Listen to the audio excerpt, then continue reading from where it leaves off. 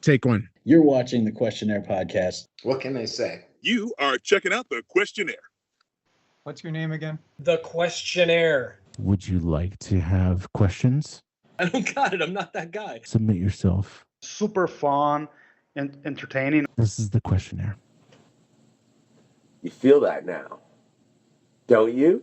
Yeah. Because this is the start of season 3 of the Questionnaire. And I know, like, the season finale just dropped, and there was this big gap, and there was this thing, but some things happened, right? Things happen, right? But we're gonna do some things. Yeah, there's many a thing coming, man. I can't even really get into all of it, mainly because I can't keep track. Because Scott Wojcik, right? He keeps like doing things, and then I'm trying to keep track of things, and we're working on keep track of things. We're going to keep track of things better right now, going forward. What do you think, Scott? Absolutely. We got a great list coming up. But tonight, we got a good one. It's going to be awesome.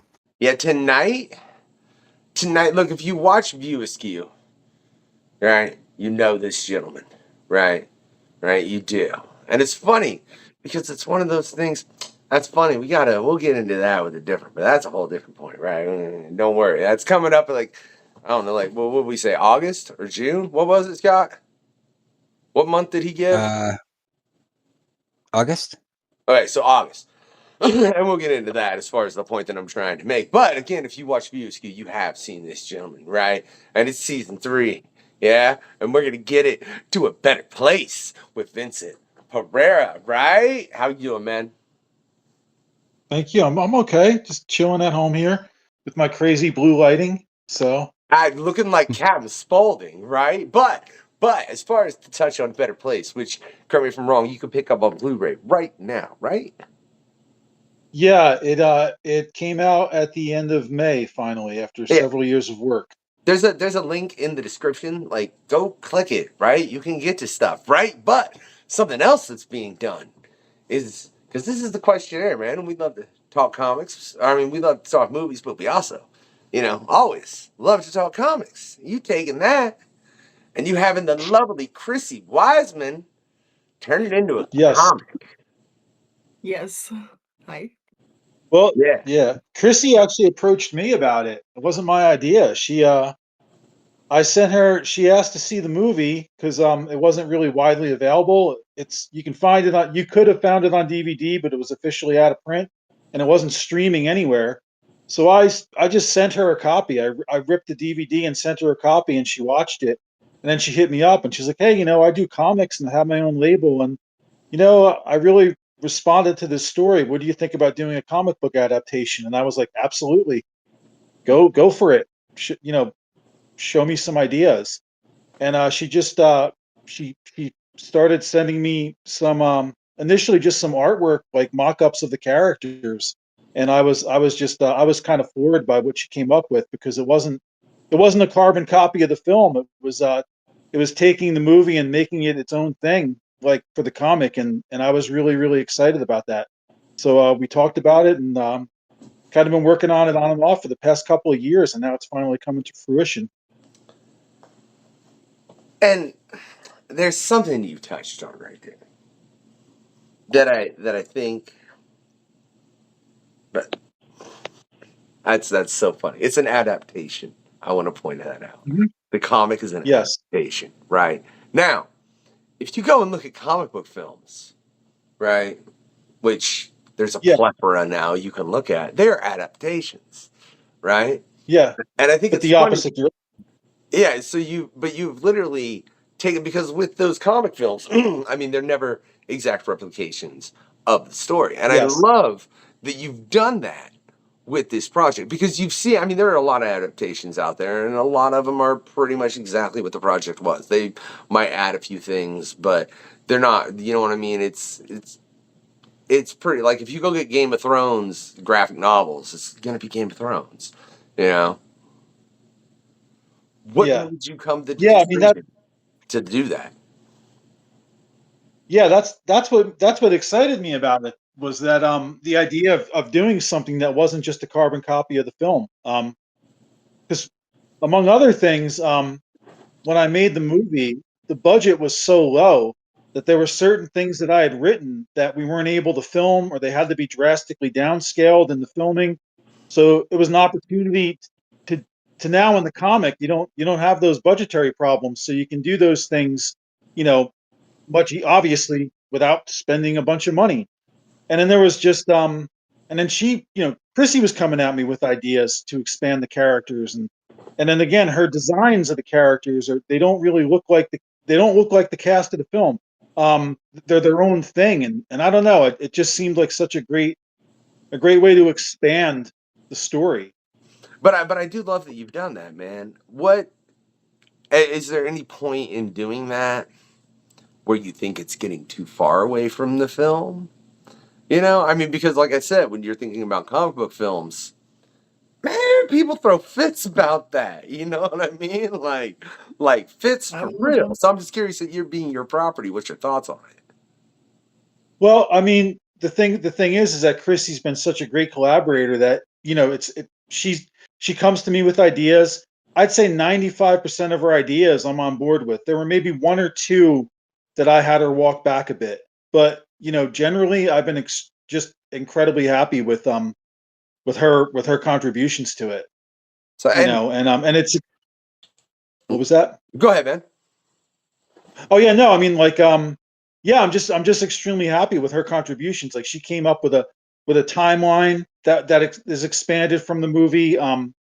She's expanded the backstory of certain characters, and some visual things that I was like, man, that's such a great idea. I wish I could have filmed that. Like she has this one idea. I don't want to spoil anything, but she'll know what I'm talking about. There's a scene in the movie where a character is throwing bottles off of a lighthouse, and she came up with this with a visual motif around that I had never thought of. And I think that's going to be an issue 2 of the comic, because issue 1 ends before that sequence. But I remember when she described that to me, I was like, my God, that is such a brilliant idea. So generally, everything that she's come up with to expand and change slightly the original film, I've wholeheartedly accepted. I think that talks to her as an artist and a creator herself.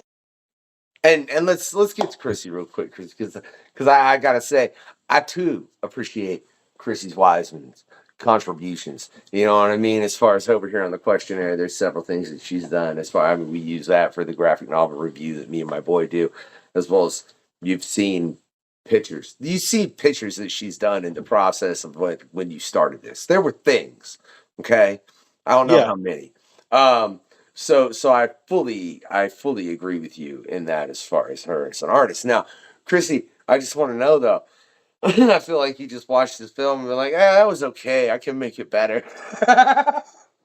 No, it's not that. It's I can see what Vincent wanted to do with the characters and the depth that he wanted to go into. So when I do this comic, I think about bringing those emotions to the forefront so that people can see them a lot easier, and to bring his vision more clearer to the audience.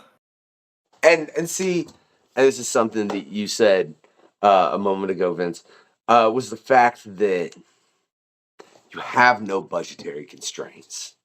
You know what I mean? Yeah. You can do whatever you want. Is now without giving Yeah. any spoilers, like I said, because this is just starting to drop. Is there something that you thought and you've talked to Chrissy and you've been like, can we like I want to do this. I couldn't afford to do this. Oh, I really want to do this. yeah. Yeah, it was always it's a small story, it's a character driven story, but to give an example, and this isn't a big spoiler at all. In the screenplay, I had written what was supposed to be like this big teenage kegger around a bonfire on the beach at night. And in my mind, it was like the big party sequence that's at the end of Dazed and Confused. Now, um, back in this when we filmed this movie, we had 3 weeks to film it, and to film that scene would have been an entire night shoot for a scene that would have been fun to watch, but really wasn't super important to the plot. So when we came to film it, it got drastically cut down to basically the three important characters just hanging out on the deck of a pool, drinking beers and talking. So went from gigantic teen kegger to a couple guys hanging out on a pool. So obviously in the comic book, we're going to make it the gigantic teen kegger because, you know, I don't have to worry about spending an entire night shooting one sequence.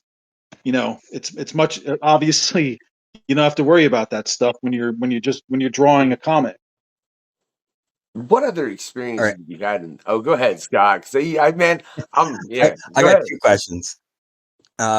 First for you, Vincent. Was there a character back then that you wrote that you want to really add to his development or her development in the story? And then Chrissy, was there a character that you really connected with when you watched this movie? Yeah, offhand I didn't have any in mind, but based on what Chrissy has come up with, I'm incredibly excited about what she's come up with for a character in the film named Eddie, who was kind of comic relief in the film, and he was actually in the film. He's played by my best friend from high school, Brian Lynch, who's gone on to become an incredibly successful screenwriter in Hollywood, and he's also written a couple of books. Probably the most talented person I've ever met, and he was fantastic in the role in the film. And but he was basically just sort of comic relief. And Chrissy came up with this whole backstory for his character, and he's going to be much more prominent in the comic. And I'm just I'm really excited to see more of what she comes up with. Like I don't want to give any spoilers, but she's come up with some really great things about that character, and also the character that character is kind of mostly entwined with, a girl named Augustine. She was fairly more important in the film, but Chrissy's also come up with some more important things for her. And there's also a big scene that I cut out of the film that I think will work a lot better in the comic involving her character. So she'll be in there too. But the character that she particularly expanded on that I'm most excited about is the Eddie character. Nice. And Chrissy? For me, I didn't really feel like so much of a connection to the characters, but I could see what looked like an emotion between the two main characters that I was like, I can speculate on what was supposed to be going on between these characters, and I asked Vince about it, and he was like, maybe. So I want to dive a little bit more into that. Awesome. That's intriguing on a lot of levels. I think it makes me wonder, really, Vincent, when you look at this and the difference between the making of a film and the making of a comic, which is grand, I want to point out. All right. Do you think like more about writing things for comics as opposed to writing scripts because of the limitations? Because I know when we had Olivia Briggs on, who just wrote Kill Train, she'll be back on here in not too long to talk about when the graphic novel drops. It's a great book. That she'd come from screenwriting and writing television and such, and that was one of the things she loved is the fact that there were absolutely no limitations. You know, if you want to have a giant space battle, it's fine. You don't have to worry about it, and or some crazy car crash or whatever. As opposed to in film, I mean, you want to crash two cars together, and they're nice cars. Well, I don't know. Like, it depends on how nice the car, but you probably drop it at least 50 G's if you want a pretty clean looking fancy one. You know, easy. And that's if you're lucky. And I if would they say. mess up the shot, they have to have multiple cars just to crash. And yeah, so but in a car or in a comic, it's like, hey, could you make that to where like, you know, this is impacted a little bit more right here, and that's it. Like you ain't gotta worry about reshoots. Yeah, I mean, in my case, most of the stuff that I want to do is generally kind of small as far as filmmaking goes. So I don't know that there's anything that's like undoable even on a fairly low budget. I mean, even with the Better Place, I was able to adapt things since our budget was so low. I mean, it was under $50,000, and this was back when we were shooting on film. So it was even more expensive because we didn't have the multitude of digital options that you have today. So you know, yeah, I don't know. Like, personally, the type of things that I generally want to do, I'm definitely more in tune with film. But film and comics are, they are very similar. I mean, comics, like, you look at storyboards for a movie, like, in some movies especially, it's like looking at a comic strip, Yeah. they plot out the shots for a movie, shot to shot to shot, and it's like you're looking at a comic, and that's the planning to shoot the scenes in the movie. So the two art forms are definitely, they're very similar in that sense. You got your frame, you got your image, you're cutting from image to image to image, you got your dialogue, and you generally have kind of sparse scene descriptions. Oh yeah, no, I fully agree. I mean, we've had a couple people on here that worked in comics as artists as well as they did some storyboarding because they very, yeah, man, they were like I could think of some comics off the top of my head that are personal stories. It wouldn't be that expensive to make, like The Deadliest Bouquet by Erica Schultz. I just want that as a film. I won't lie. Yeah, but it would be cheap, and you already have it all plotted out. So there is very much that cross. I fully agree. But I'm curious, what makes you driven, do you think, specifically to film? And you seem to want to do personal stories. You think there's ever part of you that would want to do, we'll say, some kind of extravaganza? I'm not limiting that to any kind of genre, just something that's extravagant as far as the story, regardless of what format you I put it mean, in. I mean, as far as what got me into filmmaking, it's just that, like, growing up, I was just enthralled by movies. My dad took me to see Superman when I was 5, when it was brand new in theaters, and I think that was the first movie that really, because it was like, aside from being blown away by the movie, I wanted to know how they did that. And then a couple years later, I saw The Exorcist on television. So all the profanity was cut out, but still, all, like, her nasty makeup, her puking, like, all the special effects were still there. So that made me enthralled with horror movies.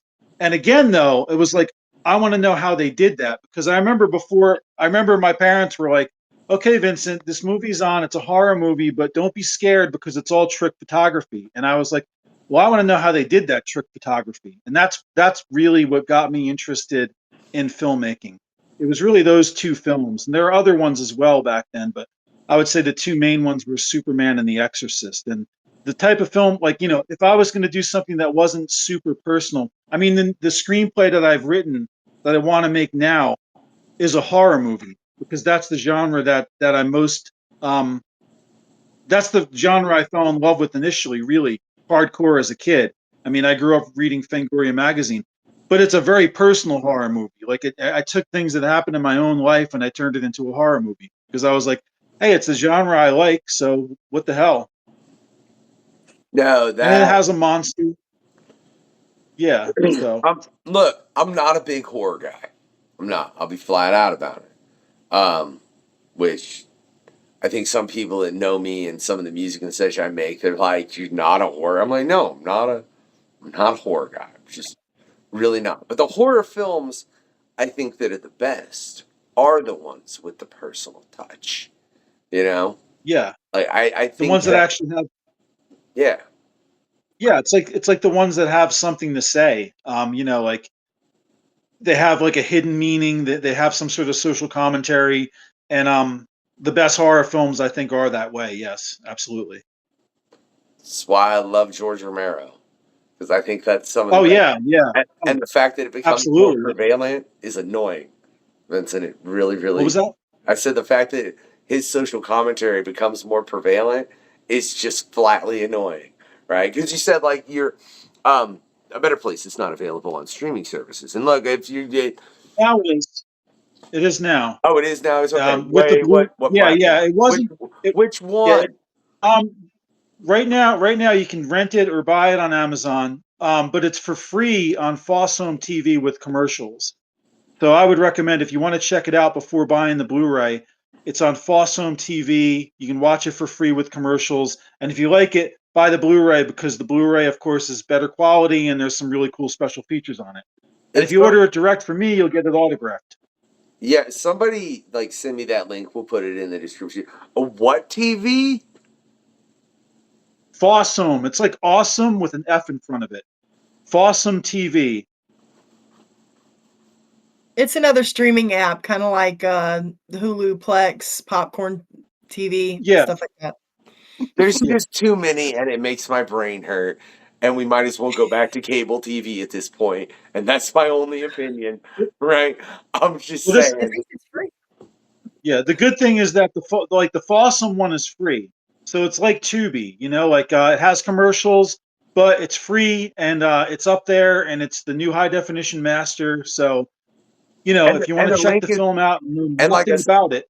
Yeah, like I said, the link is in the description, man. And that's really, what was the process to be able to make sure it was up? Because I know, like, look, you can check out the questionnaire on Amazon.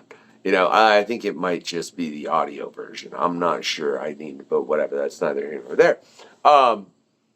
What was the process of getting that up onto Fossum? I mean, well, I mean, it just came down to the company that MVD, I'm sorry, I'm scrambling words. MVD was the company that approached me about putting the film out on Blu-ray, and they also got the streaming rights. So over the past couple of years, we've been working on remastering the film, because like I said, this wasn't shot digitally. This was shot on film. We shot this on 16 millimeter film. So we had to go back and scan the film negatives, and there were some scenes where the negatives were lost. I had to scan from a print, and I had to put it all together. I had to sweeten the sound mix, get everything synced up, redo the opening and end credits. So it was a process. But once the master was done, we had a really, really high quality, high definition master. Then it was just, you know, it's just the MVD guys selling it to various streaming services. So right now it's on, like I said, it's up on Amazon, it's up on Fossum TV. Hopefully it'll be up on Tubi soon, and some other you know, other streaming services. So hopefully it'll be everywhere soon. And whatever you have, you can check it out. I don't know if, well, I mean, anybody can get on Fossum, right? I mean, like I said, you can jump on there. So everybody can check it out right now. I want to point out, right? Like, watch the rest of the interview, though, right? But you can check it out right now after the interview. There's a link in the description. Go check out A Better Place, right? Before I bone myself. Because, and maybe this is just a little bit, I don't know if this is me just being older, or if I don't know, it's how I grew up. The whole remastering and making it better, and there's part of it's like, no, why not just leave the film how it was made? Because, you know, when I was growing up, you know, I'm 41, I'm watching a film, if I'm like 16 to 20 and I'm watching something, it's pretty much how it was when it was made. You know? There wasn't... No. I mean, No. I mean, not... Okay. Yeah. Not to the degree that it can be now. I feel like they're flossing it to the point that it's a little bit much. And maybe not with A Better Place, but it's just a lot of things, especially when you're doing it with older and older things. Man, I don't know. Part of me just wants to feel the vibe that it was made in. Well, the vibe that it was made in is still intact, because we didn't change the look. We just scanned the negative, color corrected it, put the film together, and put it up. Okay. So see, and that's what I'm saying. I guess in that case, yeah, it's there's levels, Vincent. You feel me? Yeah, it's higher definition so that it can be watched on the bigger screens that we have now versus the grainy TVs that we used to have in the 90s. Yeah, but it hasn't, I mean, like, it hasn't been altered. It's not like I went in and digitally changed the look of the film. I'm just saying, film has higher... The whole point, the whole reason that high definition TVs came to be was because most movies were shot on 35 millimeter film, which had much higher quality and resolution than the televisions that were available. And you shot in 16. Yeah, which is still like basically the quality of 16 is pretty close to like what you call like about 2K is what they say. Film is 4K. 35 film is like 4K. 16 maxes out about 2K, which is still what you consider to Oh be yeah, full high definition. yeah, yeah, So yeah, man. I fully agree with that. But don't So lie. You when added no. You know he added Jabba the Hutt. I don't want to. oh yeah, Yeah. yeah. I did it. I did add some. Yeah, a friend of mine actually did that. It was pretty funny. Like my friend who was helping me edit the film back together, because like I said, some of the negative was lost, so we had to go in and put it all back together.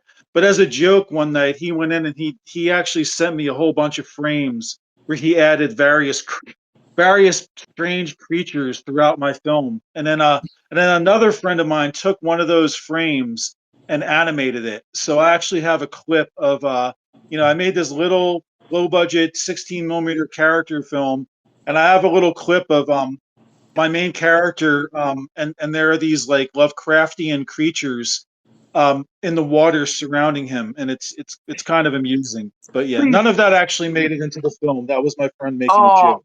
but you didn't put it as like a bonus feature on the Blu-ray. The Blu-ray was already in authoring. I could have Oh, put it on there, but I do have the video on my phone, and I posted it on my Facebook. So maybe I'll post it again so people can see it again. I'm like, man, I wish I'd gotten this scene into the film before it went out, as a joke. But it was I think that might be a little it was a much. pretty amusing image. Yeah, yeah. quick question with the script, because you wrote the original script for the movie. Mhm. Did you rewrite the script for the comics itself, or No, are you guys just Chris, kind of building it out? Christy's basically doing the rewriting. She's the one that's broken it down, and she's the one that's kind of taken the movie. And I also sent her pages that we didn't film or that were changed. So she's the one that's doing the process of action. She's basically doing the adaptation, and then coming back and forth with me, and I'm kind of giving more or less editorial notes. One thing though is it was funny because like when I did come up with a completely different opening scene, and I told her that, and now that's the opening scene of the comic. So Nice. I just yeah, know, like, when I started writing, everything that I was writing was, I wanted to be a filmmaker, right? I'm thinking of stories that I wanted to create movies. And then it wasn't until I got into comics, started reading comics, I'm like, well, I can just create it in the comic and it's much cheaper. yeah, And so as I have developed my scripting, the more it actually is like a movie script. It's just you oh got to yeah, change a few little things. So like each panel, I actually put a full scene when I yeah, write it out, and then let the artist pick which specific still they want from that scene. So it is kind of cool. That's why I was kind of curious, because I know they're pretty close. You could pretty much just hand it over and the artist can build it out. yeah. I mean, I'm not entirely sure what Chrissy's process is, because I generally just see the sketches and the pictures. Maybe she can go into more as to how, Chrissy, how do you go about writing them? Yeah, yeah. Do you actually describe the panels, or do you just go in as an artist and start drawing kind of? Can we So what I switch? do is I Oh, take the script for the pages that you gave me that weren't in the film, and then I have the film open on my phone, and I'll watch the scene that I'm working on a couple of times over and over, and then I'll start sketching it out, and then I'll throw that up, and then I'll send it to you to see if you like the layout and where the story's going. And you usually are like, that looks awesome. So then I ink and I color, send it to you again, and then you'll be like, oh, can you change it where he says this, or change this, or add this scene? And then, and it's kind of it's a collaboration more than it is a just me thing. I'm taking what he wrote and I'm taking his film and I'm putting it to the page, and then if there's something that he wants to change, he can tell me, and then I change it then. Like the little ash cans that we put out is a preview of the first 4 pages. And the dialogue in here is actually the dialogue that I had when I started doing the adaptation. And then when he reread it, he's like, can you change where they say this to this and take this out on this page? So yeah, it's a process. Well, I want to get into a process something else because you approached him, Chrissy, about this.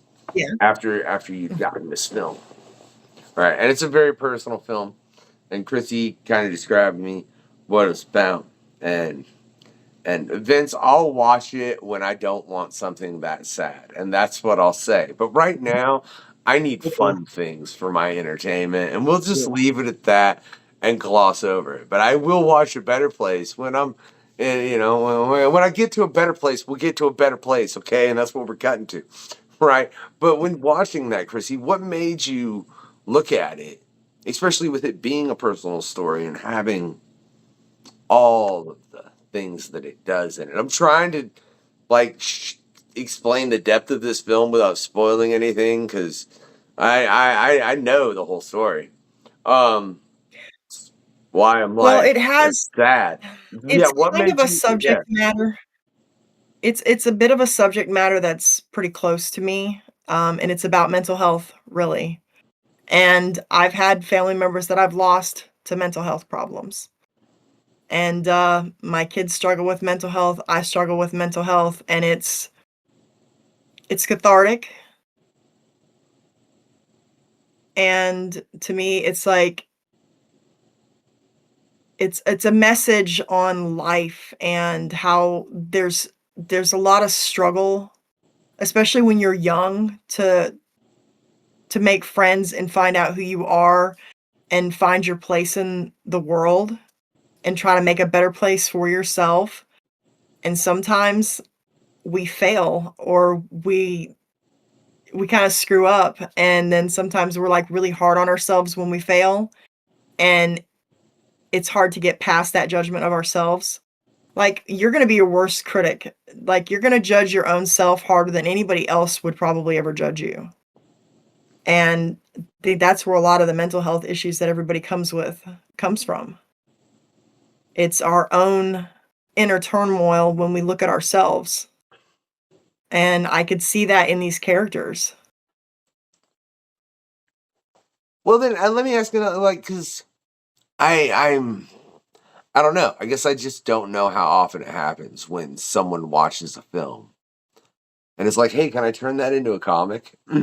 Is that I mean, sincerely, is that a common thing? Does that happen? I'm trying to because I know there's a lot of movies that are based on comics, but the ones that I think of are the properties, and mainly it was Dark Horse, Boom. You know what I mean? I mean, there's the Terminator, Predator, and things to that ilk. Does that Scott, Chrissy, have either, or does Vincent, where people artists are just like, hey, I want to turn your comic into a movie or your movie into a comic? I think in most Hollywood movie cases, it's more of a marketing thing. I think with a lot of major movies, it's almost like way back in the day they'd have novelizations. They might still do them, but I remember back in the 80s you'd see Halloween 2 the novel, but I don't know of a case of an artist approaching an independent filmmaker and saying, "Hey, I really liked your independent film. I'd like to turn it into a comic."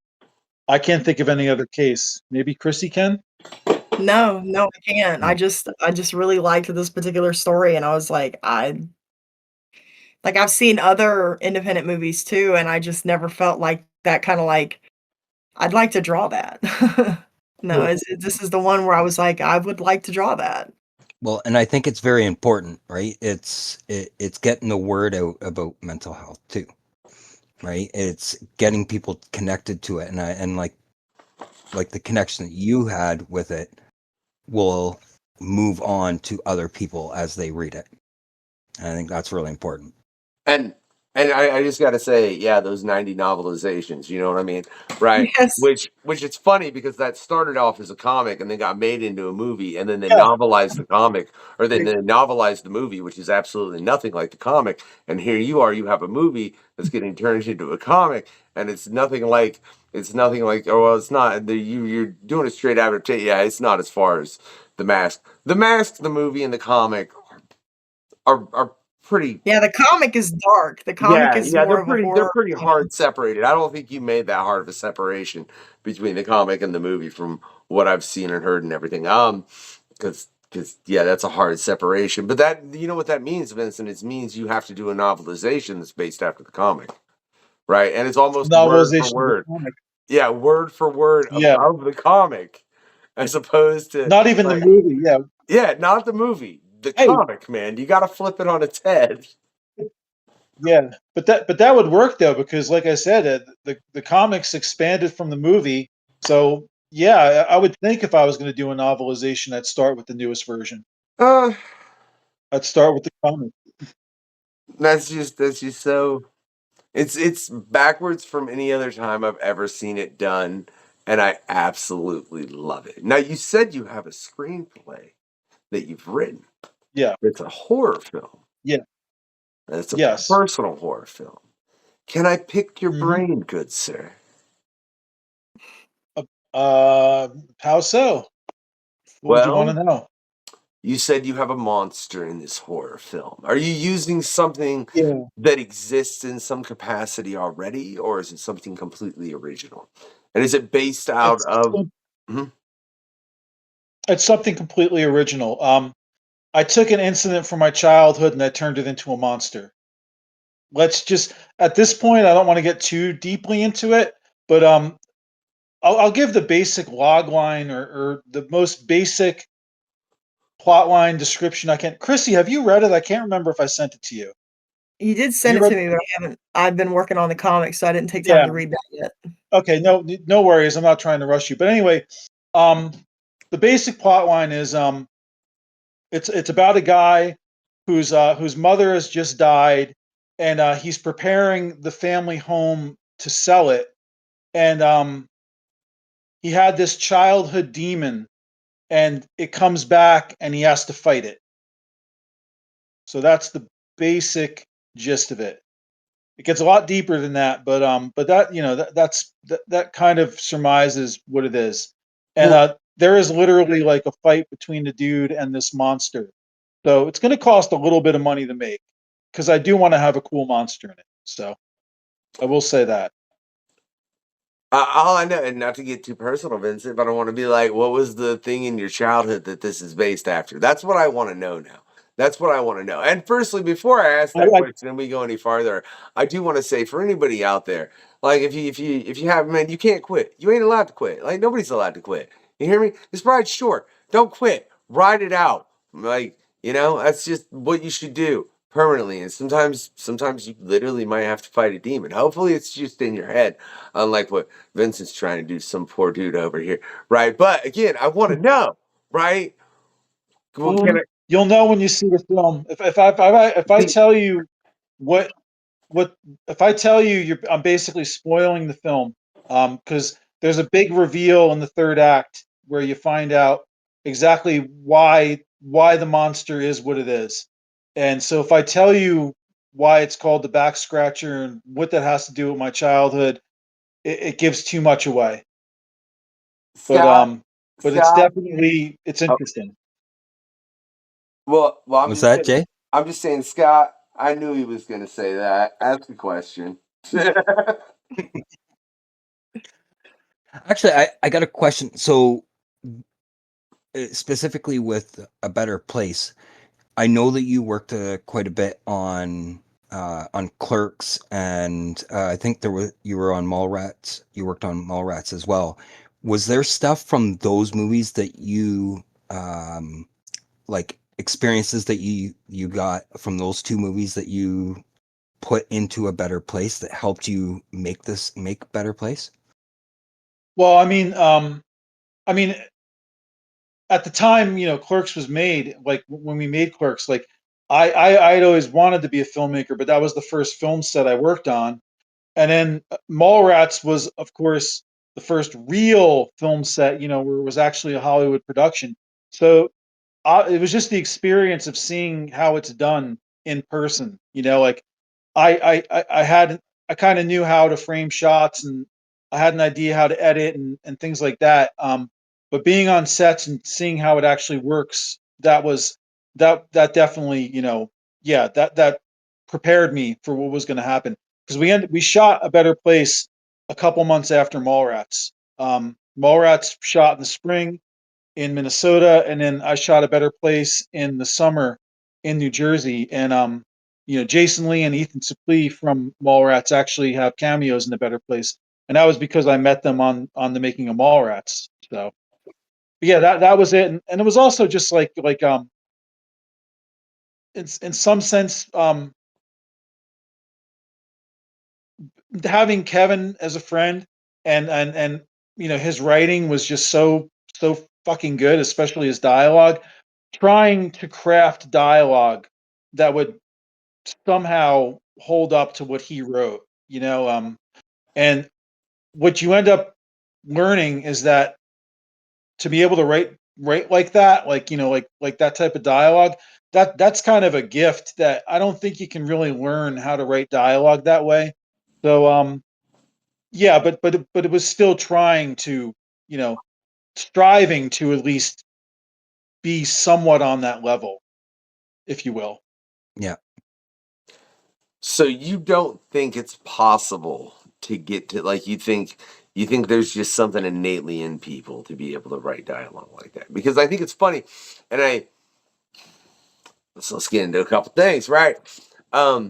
We've had this conversation with a number of people as far as artists. As far as artists, I mean drawing. You know what I'm saying? And I've had several people that say it's a talent. You have to be some degree naturally gifted to just be like, you know what I mean? I've had others be like, no, it's a skill, and you can learn it as long as you are willing to sit there and slam your head into the wall. You can Van Gogh. You know what I mean? Like but you have to be willing to slam your head into a wall to a certain degree. That's the long and short of what was said. It's just a lot of hours. That's my point. You're saying you don't think it's possible to do the same thing as far as with dialogue like that? Like, you don't think you could slam your head into a wall long enough to where you're like, okay, I got it? No, I don't think you can, because if you could, then every single movie that's made would sound like it was written by Aaron Sorkin or David Mamet, But most movies, you can learn how to write, I think, like generic, completely acceptable, like movie dialogue. But those movies that have really fucking great dialogue scenes and like I think, obviously, I think any art form that you are like interested in, you can get better over time. But I do think that there has to be some sort of inborn initial ability. Like I don't buy the notion that everybody could be an artist just by practice, because that's like saying that anybody, because I just don't buy it. Like, I think people could maybe, draw something that looks pretty decent, but there's a difference between being able to do it technically and to actually, I think, really have like sort of an artistic mindset, if you will. No, To have the emotion in it. Like a technical drawing and an emotional drawing are going to be two completely different things. Yeah. and look, Yeah. No, I totally Yeah. agree. yeah, neither do I, Yeah, it's like because I know how I draw, and that's all I'll say. yeah, Yeah. No, I just think yeah, I mean, I just think when it comes to like art, like it's just there's a certain inborn ability. I think like even if you think about like elite athletes, it's almost the same way. It's like anybody can like get in like tremendously good shape, but not everybody can be like an elite professional athlete. I think there's a level of inborn talent when people really like, certain things like are artists, being an artist, being a musician. I know I could probably learn how to play the guitar, I could learn how to play the keyboard, but I damn well know that I couldn't compose really great music. I just don't have that inborn ability. I think you have to have a certain inborn ability to be able to do things like that, to be able to draw, to be able to write, or to be able to do music, or even to be able to make movies. Like, a person can learn the technical aspects of filmmaking, but I think that there's a certain eye and a certain way that you can kind of figure out in your mind how a sequence should be put together and how it should feel. Like, you can technically put something together, but I think, there's more to it than that. There's an inborn part to this. You can make it better, You know, you can learn, you can hone your technique. But I think that when it comes to like artist, you know, artistic talent, like I think it is, there's a certain inborn quality. I'll never be able to write dialogue as well as Kevin does. But you know, I can get something on the page. I do think I'm good at like at least structuring plots and at least getting functional dialogue down that then I can work with my actors with to make better. And that's kind of how I work. And I think that's an interesting way to work, right? But hey, Scott, should I make everyone mad? Including you. I think it'll make everyone mad. It might not make Vincent mad. I don't know. But I know I know it'll make Chrissy mad, right? So should I do it? Well, if it makes Chrissy mad, that's a definite no. Man, She'll you're come no over there fun. and I'm beat you. doing it anyways. She'll kick you in the ass. Whatever, dude. I'm doing it anyways. I ain't scared. I'm 6'2". Like what? And what's she gonna do, man? You know how much distance and how long of a drive it would be for her to do that, right? So let's see if it makes Vincent mad. I'm kind of curious, man. I'm pretty sure it'll at least slightly anger you two. Right? So AI, right? Firstly, it's getting Yeah. scary, right? Because I had like a buddy of mine even like send me like a reel, and it's like this is AI, and I'm sitting there watching it, and I'm like. No, that's not cool. Like, like that's not. Hey, kitty. No, that's not cool. Like as far as just the level of how clean it looked, it was a problem, Yeah. right? Like it was. Mhm. It was like I'm watching it and I'm like, please no. So would you use AI to make Yeah. a film? To make a film? No, I mean, I don't know. I mean, but no, I mean, as far as like if you're talking generative AI, no, I wouldn't use that to make a film. No. But the thing is like I know it's being used more and more in visual effects. Um but it's been used in visual effects. People forget this. It's been used in visual effects now for, you know, over 20 years. I mean, um those giant battle scenes in the Lord of the Rings movies, they didn't individually animate all those creatures fighting. There was a program called Massive. It was one of the first AI programs where they would just kind of program, they would just let these battles go and choose the clips they liked. You know, I mean, I'm sure there's a lot more to it than that. And there were visual effects artists guiding the program. But I think it's a useful tool if it's used correctly. Yeah, and But you know, as far as that's a completely yeah, different type of AI. That's very similar to the AI that they use to run the bots in a game that you fight against. And yeah, it has to yeah, think, it has to fight against your character, and it's completely different from the generative AI that yeah. scrapes all the art from other artists and filmmakers and then puts out this Spits slop. out, yeah, spits out garbage. Yeah, the generative AI I think is definitely a problem, especially when people are now like apparently like I was reading an article where like there are tons of these books, quote unquote, um, being sold on Amazon, and they're all generative AI. And the people who are quote unquote writing these books, they're even they're not even going through the trouble of editing them. So they're putting these things for sale on Amazon, and they actually leave their AI prompts in the text. Oh And it's my like, god. what the fuck are you? Yeah, that's happened a few times recently. And the generative AI stuff, that's absolute shit. And yeah, but using AI as a tool as an artist, like I said, like Was it massive. forms of it have been used in film restoration. You know, like what they do is let's say you have an old movie, the negative is terribly damaged, and like so you have a frame with this gigantic tear through it. And you know what they'll do is they'll go to a computer and they'll say, okay, fill in the damaged area.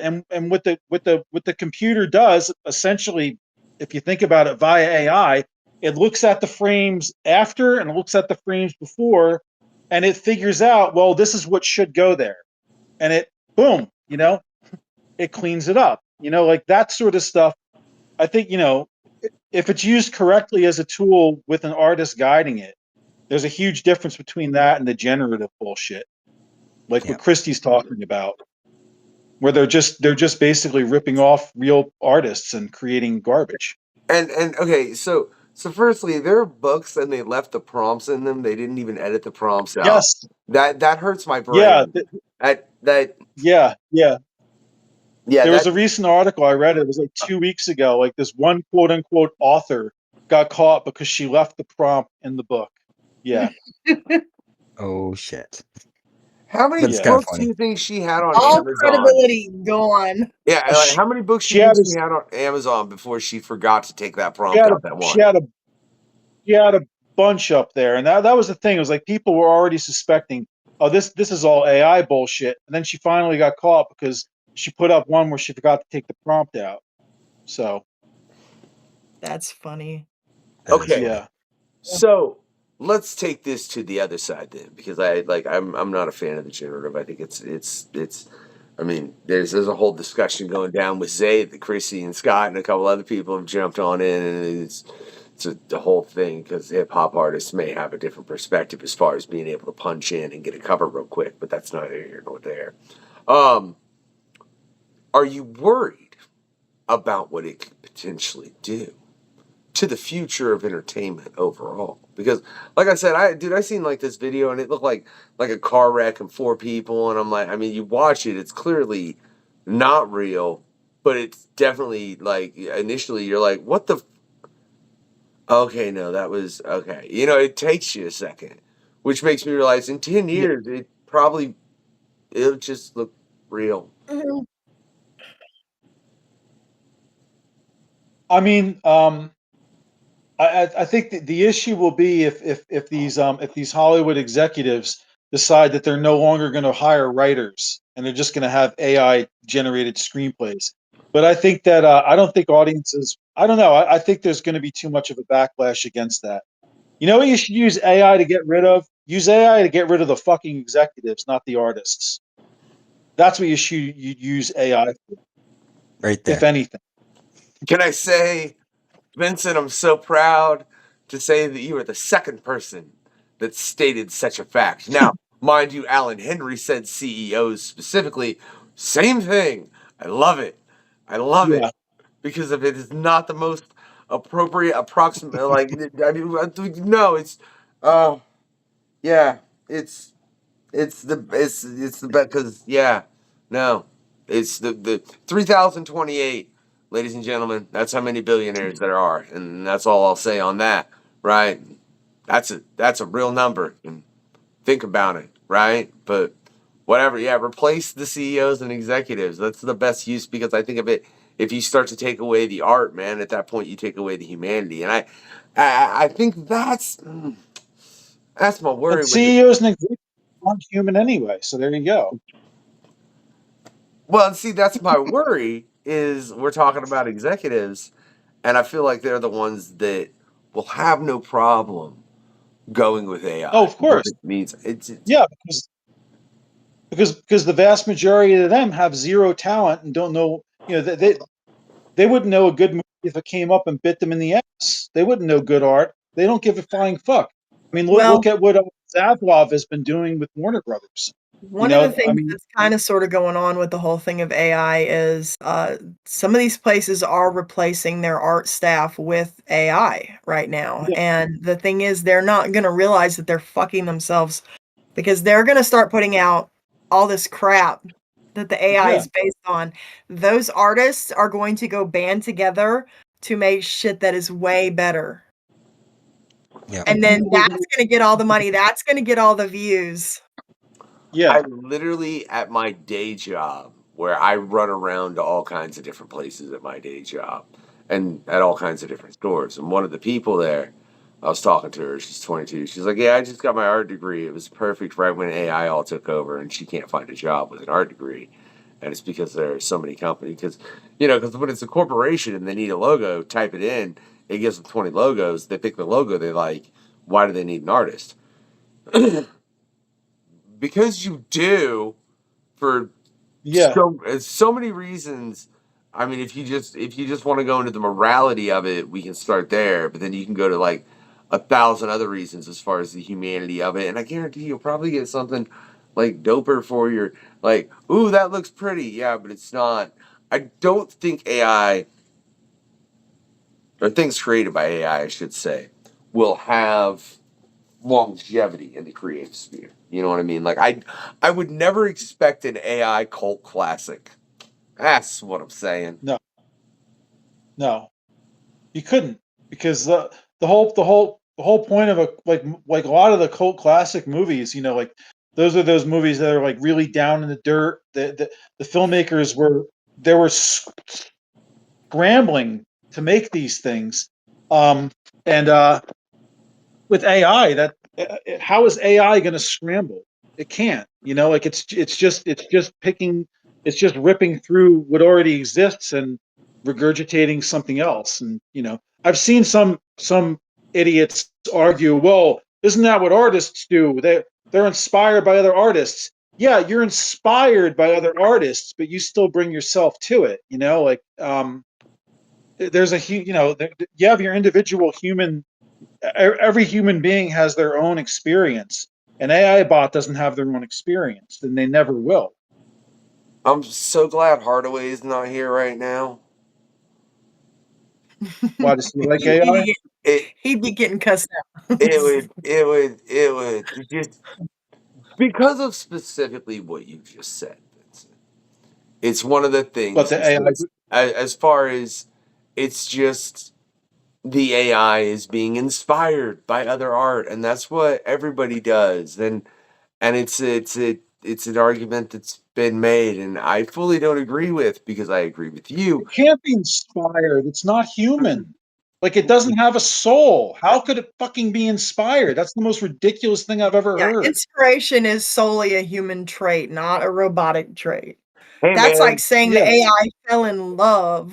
you don't show you show the dolphins some love too, all right, and the octopus, and there's a couple other things. There's a couple other things on this planet that got it, all right, but it ain't no robot. Like, let's make that clear. Not yet, anyways. I really hope it never is. Actual living creatures, man. You have to be a living creature to be quote unquote inspired. AI can't be inspired. It just can't. I don't care how smart it gets, quote, it can't be inspired. It doesn't have a soul. I don't think it ever will have a soul. So let's touch on some sci-fi, because I think is it no, that's not I'm thinking iRobot. That's the Will Smith one, and I'm trying to think of the one that had Robin Williams play a robot. I can't honestly remember the title. Bicentennial Man. I thought that, but that did not seem right in my head. Right? So you don't think anything to that degree is ever possible with what's happening right now? Yeah, I mean, like the other ones you might think of are, of course, like Blade Runner and the androids in the Alien movies. I don't see how it really could. I mean, I think that you could probably create a robot and an AI that could mimic human emotions, but I think the best you're ever going to get is probably closer to Data in Star Trek: The Next Generation. Like, I don't think he ever, that character never fully. I mean, I'm not a huge Trekkie, so maybe he did in later series, but I never saw that character as anything but a robot. A very smart robot, but a robot nonetheless. Oh, until the very end. Yeah, so let's get Trekkie. What does everybody know about that? Because I remember one of the later films, they specifically installed an emotional chip in him that at one point he had to have taken out. That's in First Contact. Yeah, that he had to have him take it out because it was like overwhelming to him as a robot, all of those emotions. Like, he started he was bugging out a little, because when they get to Picard, they really stick to that storyline. I don't want to say much, because anyone that hasn't seen it, you should, because Picard, if you're a Next Generation fan, gotta watch Picard. But yeah, you're right. When I think of robots, I think that it would be fun to have like C-3PO and R2-D2 style robots, not like these look like they're human, and then like it feels that uncanny valley shit going on. Yeah, a friend of mine, actually, speaking of like robots and movies, a friend of mine, Scooter McCree, made this really interesting independent film called Black-Eyed Black Eyed Susan.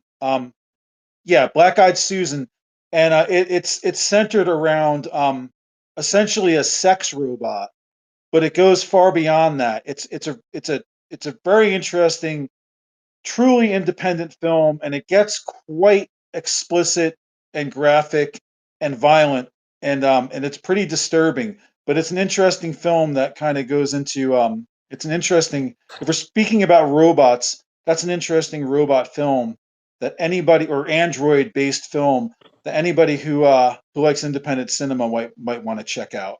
Wait, firstly, didn't I tell Now, what do you you? think about? But just didn't I say at the beginning of this, Vincent? I was looking for like fun and happy. And again, why is everybody coming with all this deep, emotional? Like, man, I want to quit. Right? What is this crap? Well, you brought up robots. You brought up Yeah, robots, and it just right. reminded me of my friend's movie that Okay, And I happens to think be it's in let's the go. movie. Oh, Let's go go ahead. to fun. Oh Fun. no! Fun. Before you Right. do, I gotta point out though, like you took it like to a weird, depressing, screwy sex bot. I assume she becomes sentient, and then it's like really depressed about what she's made to do. You couldn't have just went like Matrix or Terminator with it. Jesus, Vincent, go ahead, Chrissy. I didn't make the movie. My friend made the movie. What do you think You know? about? What do you think about possibly like cyborgs, where we like if we lose limbs and then we replace the arm with like robotic pieces? You already kind of have that to some extent. I mean, Yeah. I don't see a problem with that. Replacing limbs, Yeah, I know, but I'm why talking not? about I mean, not like the plastic ones that you just kind of hook on and then like when you it picks yeah, up. I'm like talking about real. stuff that's actually electronically hooked in and then reads like your nervous system and actually reacts like that. That would I be think, awesome. I yeah, hope it happened. I believe that they're actually working on like kidneys and livers and spleens and stuff that they Yeah. actually can connect and actually work with Now your I will system. say, I think Your that's system probably that's more would important. reject it. Yeah. Yeah, I'm not sure. I'm not entirely sure. I just remember reading an article where specifically kidneys for some reason. I don't know. Probably because yeah, it's probably because it's easier to create a filter, if you will, since kidneys do that. They filter the blood. Yeah, that's I'm all for using I'm all for that. Absolutely. Okay, Walking around with your own no. dialysis machines in your back. Let's Oh take this yeah. really, really far, though, right? Let's take this as far as we can, right? And really think about it. So they're already talking about replacing organs, doing that. So what happens when you get RoboCop? Well, that's I mean, that's a great movie. I'll give it that It is. much. But But do you want that walking around, Vincent? Come on, man. Like, I don't know about all that. but that no, I mean, I don't want RoboCop walking around because they in RoboCop they took a dead man and they essentially reanimated part of his body, not even the whole body, and connected it to a robot. And then because the brain was still there, at a certain point, he starts to access his memories. So no, I don't want RoboCop to happen. I'm talking But about people who are still alive. Like somebody who okay. loses a limb. You think, Yeah, okay, well, then let's take it as far as possible. You think some dude somewhere, some chick somewhere, I don't know, there's gonna be somebody that's like, just put my brain in a robot body. Like, you think that's not in a gonna robot happen? body. I don't think. I mean, I'm sure they'll try it, but I don't know if it can happen. I'm sure they'll try it though. If anything, I'd rather it be like that episode of Black Mirror where you can basically at the moment of death they download your data and put you into a simulation. Where you can essentially continue your life. Or almost not even your life, but like an idealized version of the world. What was that episode? San Junipero, I think it was. Fantastic I episode of like Black Mirror. Futurama where they have the heads in the jars. Oh yeah. Those are funny too. I do not want to be a head That's in some a great jar. satire. It's like, uh, I do. took a bizarre turn. Not And I right love now, it. but later. I'm gonna put your head in a jar, Scott. What is wrong with you? Like, I don't like. God, this is. I don't know. I don't know where to go now. This took a real screwy turn, and we got apocalyptic and sex robots and heads in jars and It started with AI. It the started next with AI. it It's you know, gone since then. oh my god. So it's AI's fault.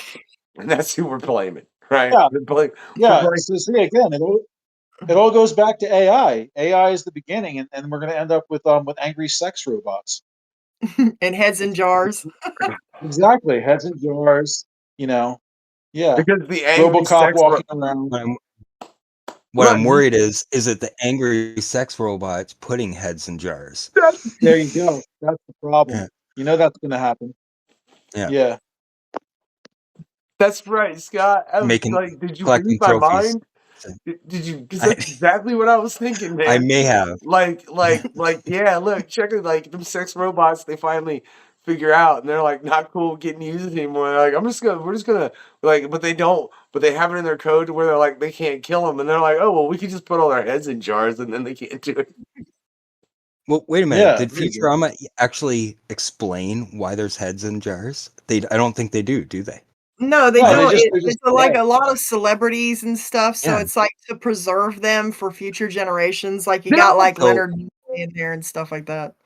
Okay, I'll reach out to John and get him to, and give him that idea. we that need. it's Well, no. angry sex robots. You need to ask him why is it there are people in the Futurama jars that in no way, shape, or form they should have been able to get their heads, like Abe Lincoln, like literally every president. Like that ain't right. Like I mean, I guess Yeah. Nixon in one. Maybe they regenerated them and they just took the heads. Or they can Yep. only regenerate the heads in the future. I don't know. Because they did it with the Star Trek crew, with Kirk and Yeah. Solo and that. Yeah. But whatever. I don't want to get into the like. I know for the fact that the Futurama writing room had like 3 or 4 people with Harvard degrees. I don't want to try and figure out what they were trying to figure out because I didn't go to Harvard. And whatever, it's a good show. I will say that, right? Right, but it's about checking out a better place. Like I said, there's links down in the description. You can find it all kinds of places, right? Right, you know, check it out on Amazon. Check it out on Fossum TV. That's not a Awesome. word. Like It's- awesome with an F. that's It's Fossum TV. Fossum It's TV. short for fun. Yeah. Awesome. Awesome. Fuck TV. They should have just called it that. It would have been more popular. They really like if they would have just put Awesome TV as opposed to because I hear Fossum and I think what the fuck is that, and I move along to be real honest. Like that's my initial thought when I hear the word Fossum. Like, yeah, Fossum, bro.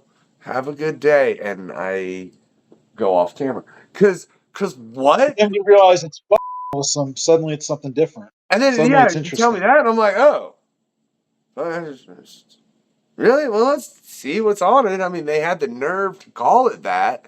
You know what I mean? Yeah. So, like, how much did you back up what you said? Right? I gotta find out. I don't know if they actually called it like that on purpose. It could be. Honestly, that makes perfect sense. So I imagine that's what they meant by it. Because why else would they do it? You know, like fuck awesome TV. That seems to be the most logical explanation I can think of. You've got my brain spinning, and I'm running through them. Like, is there anything? Like, no, that's the only thing. That's just. That's the only thing that makes sense. Yeah. All right. But like I said, there's a link in the description. You can check out A Better Place, right? As well as it's coming up in comic books. Do we have a link? Chrissy, are you going to have a link to where they can go find the comic for me? Since I've only got Ashkins right now and it's not finished yet, not yet. Well, but if I put up a link But to it's your coming website, soon. but if I put up a link to your website, link to that. it'll be available on your website when it's available, right? Yes. See, so I can do it, right? Right? I can do it. Oh, wait. See? Where did I? All right. This new chair I got, Chrissy, it's so much better. Huh? Chrissy, you also do like you don't just do printed. You also sell PDF downloads, right? I believe. Yes. Yes. Sweet. I remembered we were discussing that. I just couldn't recall. Yeah, so you can totally also go to there, check out all of Chrissy's other work, like I said. Check out everything, man. We've got more coming in season 3. We've got a lot of the things coming. But I do want to say before we go, right, that if you've enjoyed this quest, I didn't read the questionnaire. Oh, yeah, absolutely. Right, but I didn't read the questionnaire. I'm glad you did, Vince, but I was talking to them, and thank you for coming on. Vince, it's been an absolute pleasure and a great conversation, man. But for everybody out there, if you did enjoy this, right, go click that link to Fossum TV. Check out A Better Place. It's free. You got to watch commercials. You got that much of a problem? Are you really in that much of a hurry? How about use the commercials to go and like do something around the house like we used to back in the day? Do you realize how great commercials used to be for that? Like there was a commercial on and you'd go grab a snack or you'd pick that thing up real quick. But now it's constantly streaming, so you're constantly staring at it. And that's a whole nother point, right? So enjoy the film and enjoy the commercials and give yourself a moment to do something you need to while you watch it on Fossum TV on that link below. Now, if you didn't enjoy this quest with Vincent, then I don't have the questionnaire, right? Why the hell are you still here?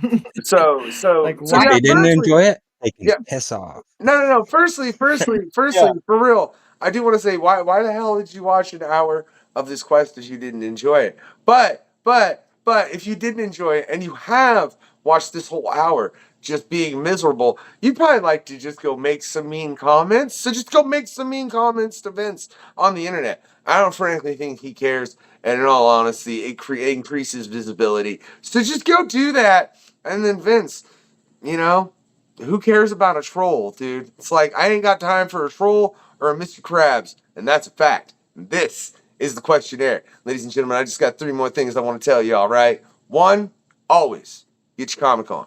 2, always give it that thumbs up.